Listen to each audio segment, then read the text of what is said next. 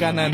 Ratusan tenaga guru honorer di Kabupaten Kanan lakukan aksi damai mengadukan nasib serta menyampaikan rasa kecewa tidak lulus seleksi P3K padahal sudah mengabdi 10 tahun bahkan lebih ke pemerintah daerah Kabupaten Kanan.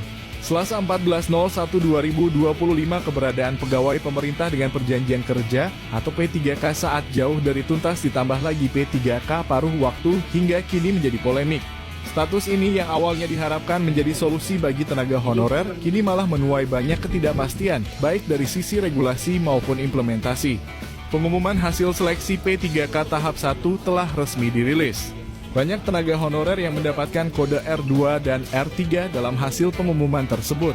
Banyak tenaga honorer yang telah lama mengabdi, khususnya yang tergolong dalam kategori R2, R3, merasa bingung dengan tidak adanya kejelasan terkait pengangkatan sebagai P3K. Hal ini memunculkan keresahan di berbagai daerah.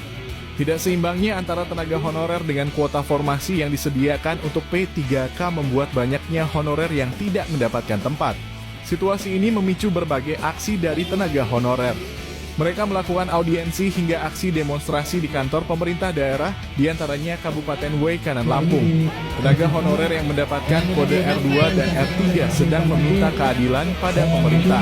Dalam Kemenpan RB No 347 tahun 2024 telah disebutkan bahwa kode R2 diperuntukkan bagi peserta mantan tenaga honorer IIXTHKII berdasarkan Kemenpan RB nomor 347 tahun 2024.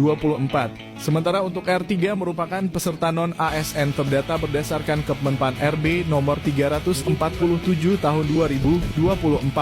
Pasalnya dua kategori tenaga honorer tersebut belum bisa diangkat jadi P3K penuh waktu. Namun demikian hal tersebut membuat para tenaga honorer merasa tidak diadili. Bagaimana nasib yang R2, R3 Pak? Jangan tutup mata tutup telinga, tolong kejelasan dan kelanjutannya bagaimana?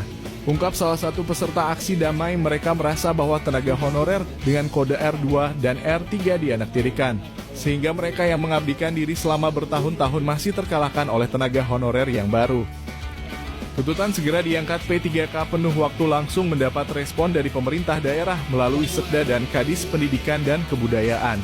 Sebanyak 20 orang perwakilan aksi damai diajak berdialog dan diberi ruang menyampaikan apa yang menjadi tuntutan para honorer. Hasil audensi tersebut langsung disampaikan oleh Sekda Kabupaten Kanan, Saipul. Sekda menyampaikan bahwasannya Pemda mendengar apa yang menjadi keluh kesah para honorer serta tidak akan tinggal diam. Kami tinggal menunggu juknis dari pusat. Kami pastikan bahwasannya honorer R2 dan R3 lingkungan Kabupaten Kanan yang tidak mendapatkan kuota saat ini akan diangkat seluruhnya menjadi P3K paruh waktu. Dari Kanan, Heri Susanto, Media Transparansi mengabarkan.